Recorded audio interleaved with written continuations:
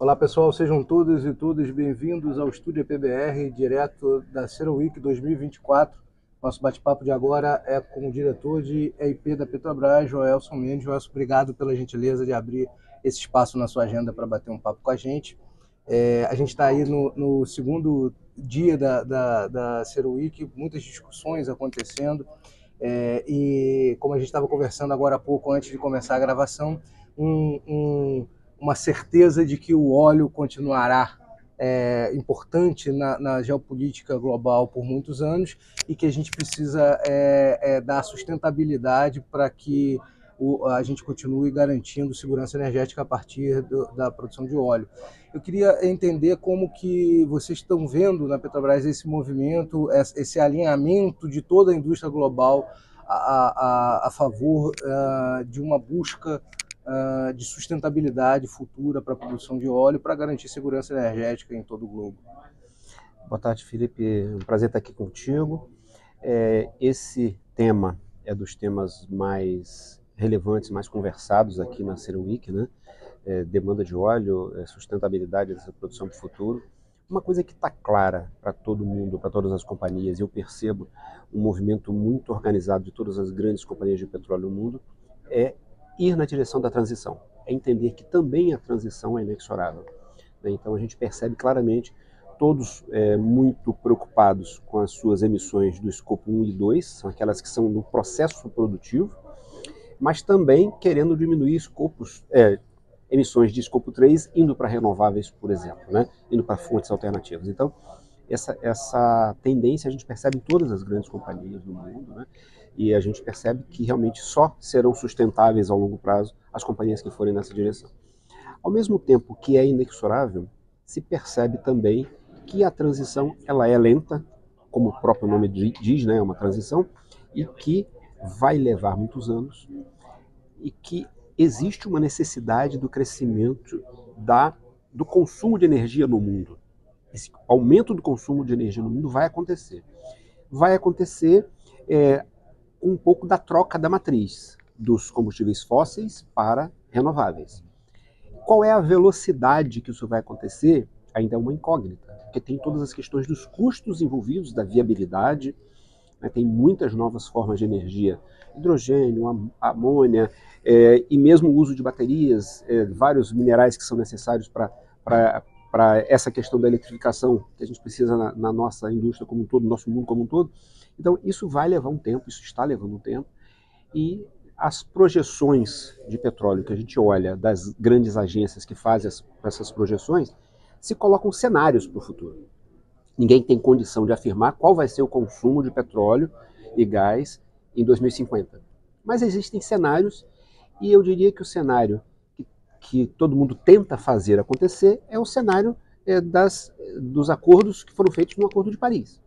Mesmo nesse cenário, algumas organizações fazem uma previsão de que a gente tem hoje um consumo de 100 milhões de barris de petróleo por dia, teremos de 55 lá em 2050. Então, quando a gente olha para essa previsão, eu diria que é uma previsão um pouco conservadora da demanda de petróleo, mas mesmo nessa projeção conservadora, a gente percebe um espaço grande para o Brasil ocupar. Hoje, o que se coloca, o que algumas agências estudam, é que o Brasil hoje está com 3% da demanda mundial de petróleo, mas devido a várias características do nosso petróleo, dos nossos custos de extração, a gente em 2050, nesse cenário do Acordo de Paris, a gente pode ter 5%. Isso significa a gente ter uma produção de 2,8 milhões de barris de óleo equivalente lá em 2050. Hoje nós temos 4,3. O Brasil produziu no passado. Essa produção, evidentemente, vai subir um pouquinho, nós temos vários projetos em curso, e depois vai cair. Né? E por que ela vai cair? Porque nós não temos reservas para chegar em 2050 produzindo 2080. O ciclo natural vai cair porque é o ciclo natural desde o petróleo, e nós precisaremos incorporar reservas para que o Brasil consiga fazer parte desse clube que vai estar fornecendo petróleo em 2050, por exemplo, com um share de 2,8 milhões de barris de petróleo por dia.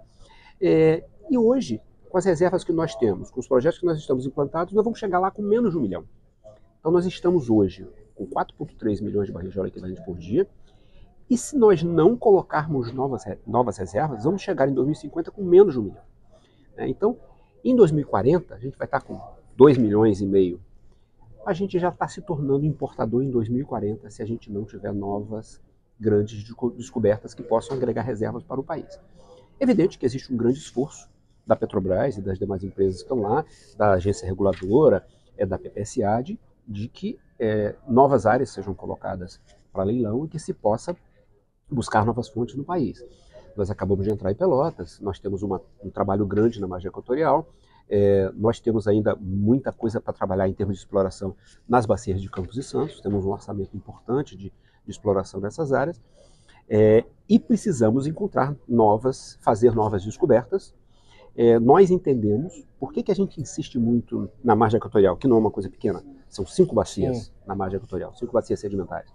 E por que a gente foi para Pelotas agora? Porque a gente faz as contas e é necessário que a classe política brasileira, que as cabeças pensantes do Brasil façam as contas.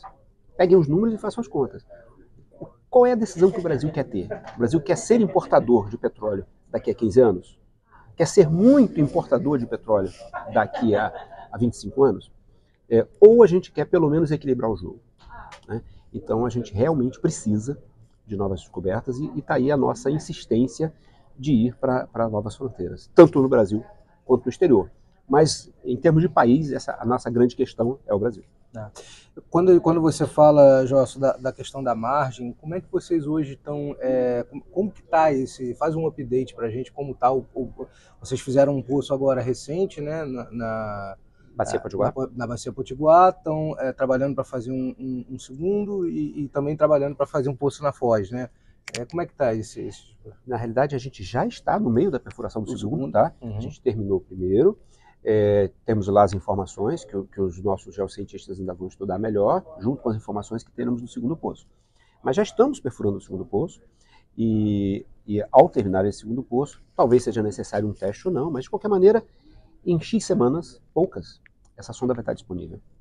Infelizmente, nós não temos licença para mais um poço lá na Bacia Potiguar. Seria muito bom que a gente pudesse sair um pouquinho da polêmica da Foz do Amazonas e tivéssemos licença para Potiguar, para Barreirinhas, para Paramaranhão, outras bacias sedimentares que compõem a nossa margem equatorial. Mas, infelizmente, não temos. Tem a questão da greve do IBAMA, que ainda complica um pouquinho mais as coisas, né?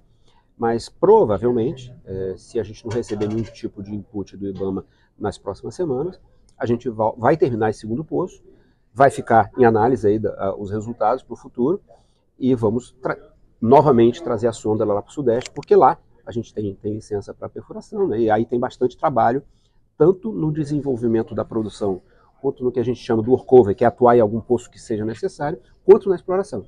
Nós temos um orçamento importante de exploração nas bacias de Campos e Santos, vamos dar prosseguimento aos trabalhos lá, mas a gente entende que, como país, nós estamos atrasando a hipótese de fazer uma campanha, de fato, na margem equatorial.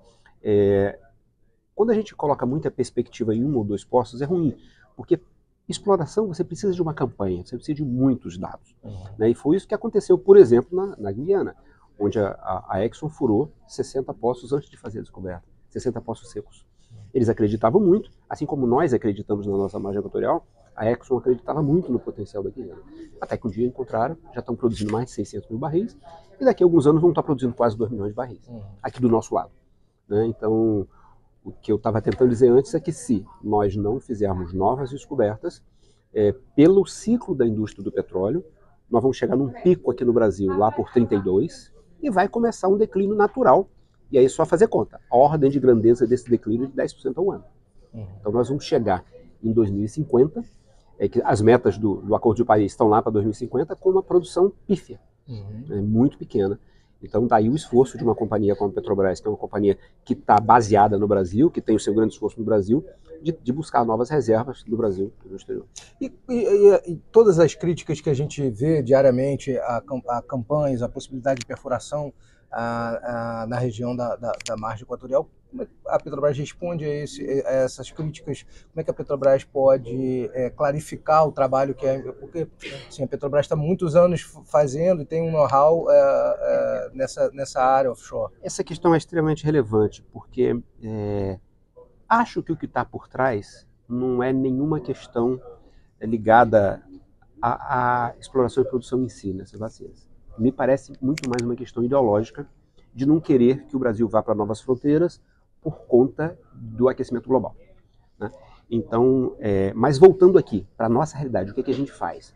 A gente já fez mais de 3.000 poços em águas profundas, sem nenhum grande problema, né? Mesmo assim, a gente se obriga a ter, e a gente tem uma grande capacidade de resposta a emergências. Nós temos uma belíssima capacidade instalada no Brasil e no exterior, fazemos parte da maior organização de resposta à emergência do mundo, então estamos prontos para, caso haja alguma emergência, nós atuarmos. Isso faz parte do nosso processo de trabalho. Mas o que a gente tem para oferecer para o povo brasileiro é aquilo que a gente sempre fez. Nós estamos produzindo óleo e gás a pouco mais de 200 quilômetros da praia de Ipanema, de Leblon, de Copacabana, de Búzios, no pré-sal da Bacia de Santos, né? Com muita responsabilidade. Nunca tivemos nenhum tipo de problema que afetasse essas cidades, essas praias. E eu tenho absoluta certeza que faremos o mesmo na Foz do Amazonas, em Paramaranhão, em Barreirinhas, na Potiguar. É assim que a Petrobras tem atuado, com muita responsabilidade. E aí eu acho que vale a pena dizer por que a gente insiste tanto, né? Porque, evidentemente, temos responsabilidade ambiental. Estamos extremamente colocando muitas ações nas questões ambientais. Estamos buscando reduzir as nossas emissões do nosso processo de trabalho. Cada navio nosso que entra em operação, ele entra com mais tecnologia para diminuir as emissões. Cada plataforma nossa mais antiga que está lá, a gente está fazendo ações para diminuir as emissões, né? Terminamos o ano passado com quase 98% do nosso índice de utilização de gás, que o chamado flaring, que é a queima de gás no processo produtivo, é uma das coisas que mais ocupa a nossa agenda, porque é muito necessário que se diminua bastante e se aproveite melhor esse gás, exatamente para evitar emissões. Então, o que foi 70% há 20 e poucos anos atrás, estamos em 98%. É praticamente o máximo que se consegue fazer numa situação operacional, né? Então, a gente está trabalhando muito para evitar emissões no nosso processo produtivo. A companhia como um todo está fazendo um esforço enorme para ir para renováveis. Mas então, voltando, o que a gente pode oferecer para o brasileiro em termos de informações? É uma história de não agressão ambiental, uma história de bons resultados e uma história de retorno à sociedade. Ano passado, a Petrobras pagou 278 bilhões de reais de taxas, royalties, participações governamentais como um todo. Não estou falando de geração de emprego, estou falando só de participação direta, de pagamento direto, pagamento legal que ela faz. A Petrobras pagou porque ela é obrigada, existe a lei, evidentemente, não é nenhum favor que a Petrobras faz. Eu só estou dizendo que isso é um retorno extremamente importante para a sociedade, que a indústria de óleo e gás ela pode proporcionar.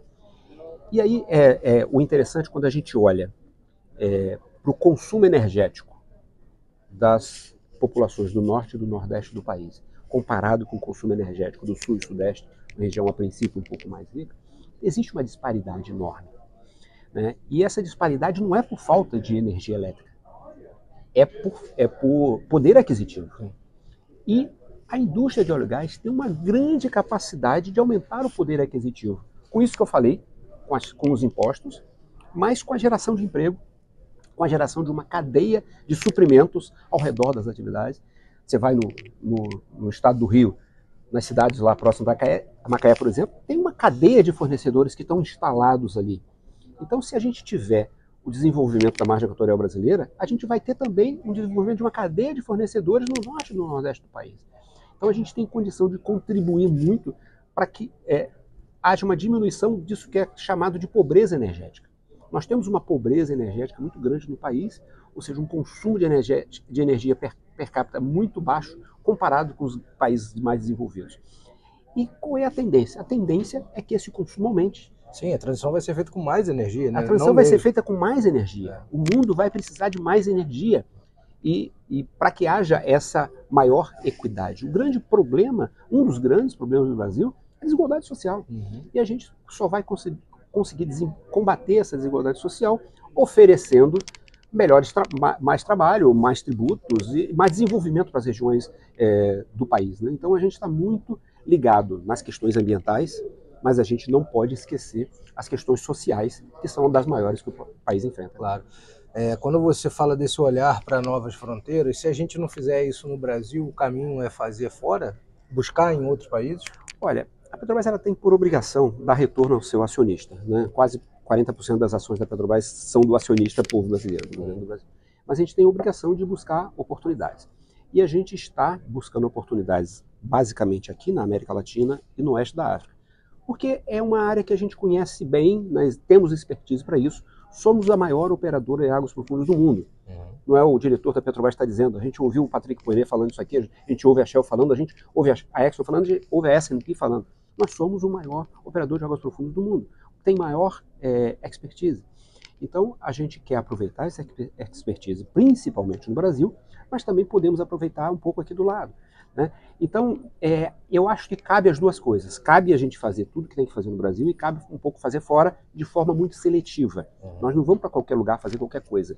Mas algumas áreas importantes, onde a gente possa trazer um retorno grande para o nosso acionista, a gente está disposto a ir sim.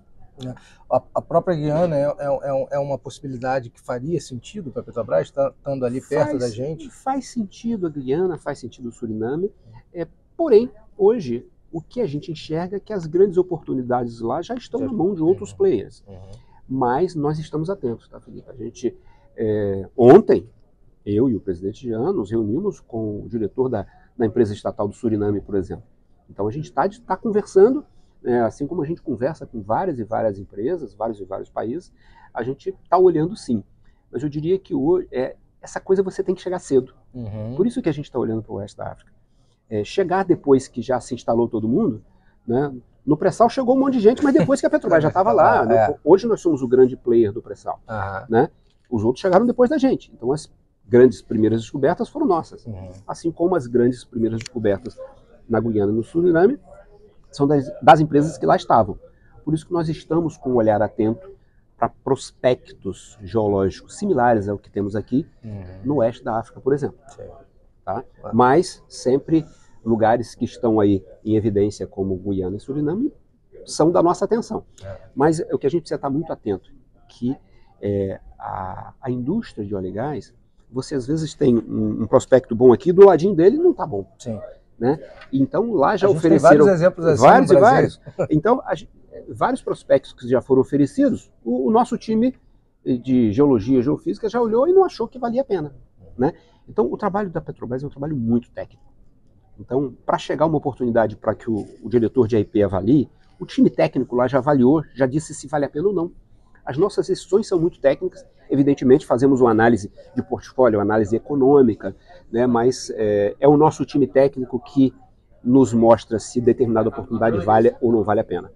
A gente, aqui no primeiro dia na CERAWeek, logo na abertura, o CEO da Saudi Aramco fez um discurso defendendo que os governos precisam voltar a ajudar a indústria de óleo e gás a atrair investimentos. A preocupação dele é que a indústria de óleo e gás tem uma capacidade de garantir segurança energética até conseguir fazer a redução de consumo, como você mesmo falou, dos sempre 50 barris lá em 2050, milhões de barris, mas é que até lá é preciso que os governos ajudem a dar tranquilidade para a indústria conseguir captar recursos. Te pergunto, faço essa introdução para fazer a seguinte pergunta: como que vocês avaliam hoje o ambiente de negócio no Brasil para o óleo e gás? Vocês passam uma dificuldade de licença, mas tem um ambiente que é estável. Como é que vocês avaliam o ambiente? Ontem eu participei de um painel sobre a América Latina e tinham outros colegas no painel e todos deixaram muito claro que o ambiente regulatório no Brasil é muito favorável. Então isso não é algo que a gente está com uma impressão interna, olhares externos de outras companhias e de outros players que investem em outros lugares da América Latina entendem que nós temos um ambiente propício. Mudanças de governo, o ambiente tem continuado propício para investimentos no Brasil. Então o ambiente no Brasil é muito propício. Nós, Petrobras, não temos tido qualquer dificuldade de financiamento.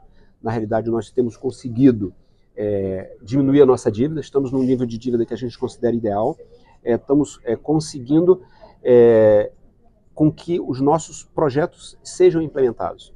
temos 14 FPSO para entrar em produção nos próximos 5 anos. Então, isso demanda um monte de investimentos que a gente está conseguindo fazer com muita tranquilidade. Eu não vi essa palestra que você se referiu, mas eu imagino que o colega tenha falado um pouco da cadeia de suprimentos. A cadeia de suprimentos tem sido um gargalo importante. Você pode perceber que em alguns momentos a gente não consegue assinar um contrato de um FPSO que a gente colocou na rua. Como o problema que vocês estão passando em Sergipe. Exatamente. Então, a cadeia de suprimento, na área de FPSOs, na área do subsea, está bem estressada. Então, isso tem retardado alguns projetos. A gente tem conversado muito com outras empresas que são parceiras nossas lá no Brasil, está todo mundo com essa mesma questão. Então, eu imagino que o colega tenha se referido a facilidades para a cadeia de suprimento. Até porque eu não acredito que a Arábia Saudita tenha qualquer dificuldade de financiamento dos seus próprios projetos. Claro. Né? Até porque a Petrobras não tem tido dificuldade de financiamento dos nossos projetos. Então, hoje nós temos uma dívida de 62 bilhões de dólares, mas boa parte dessa dívida é uma dívida que não é financeira, ela é de leasing, dos FPSOs afetados, aeronaves, embarcações como um todo. Né? Então, aquela dívida financeira com o banco, a gente está baixando ela ano após ano. Ela hoje é abaixo de 30 bilhões de dólares, que já foi mais de 100 há um tempo atrás. Né? A solução para esse problema dos fornecedores, como vocês estão passando lá em Sergipe, por exemplo, é unidades próprias? É a Petrobras voltar a olhar para esse mercado? A gente, em Sergipe, por exemplo, a primeira tentativa nossa foi unidade própria, também não deu certo. Agora com unidade afetada. Então, não sei se é esta a solução. Né? A solução passa muito também por capacidade fabril dos grandes construtores, e para que eles tenham financiamento. Por isso a gente está mudando um pouquinho a nossa forma de pagar por isso, antecipando um pouco o pagamento. Né? A nossa área financeira, junto com a nossa área de engenharia, tem trabalhado bastante nisso. Os modelos que têm se mostrado mais vantajosos nos últimos estudos que fizemos, até têm sido unidades próprias. Né? Mas não é sempre. Cada projeto é um projeto diferente. Por exemplo, nas Búzios estão sendo planejadas um total de 11 sistemas de produção. Ao total, serão 9 próprios e 2 afretados. Né? Não tem fórmula pronta. Vamos só para afretado, vamos só para o próprio. Não. Cada decisão de projeto, a gente olha para como é que está o mercado, qual o tempo de esperado, o tempo que é esperado num próprio, qual o tempo que é esperado num afretado. Isso tudo vai compor a nossa decisão, que a gente está sempre tentando tomar a decisão do maior valor presente para a Petrobras, porque é aí, quanto mais cedo entra um projeto em operação, mais empregos a gente gera, mais tributos a gente gera. Então, atrasar um projeto, em geral, é a pior solução para o país. Aquele óleo que você deixou de produzir naquele dia só no final do projeto, né? Exatamente. E aí você vai comprar. Aquele que você deixou, vai comprar ou vai deixar de exportar. Então, a gente está bastante ligado em tentar ter os projetos o quanto antes, que é a melhor forma da gente ajudar a Petrobras e o país entrando com os projetos o quanto antes. Legal. João, eu agradeço a sua gentileza por abrir esse espaço aí na agenda para bater esse papo com a gente. Obrigado. Até a próxima. Valeu. Obrigado a você que está acompanhando a CERAWeek 2024 pelo canal da agência PBR.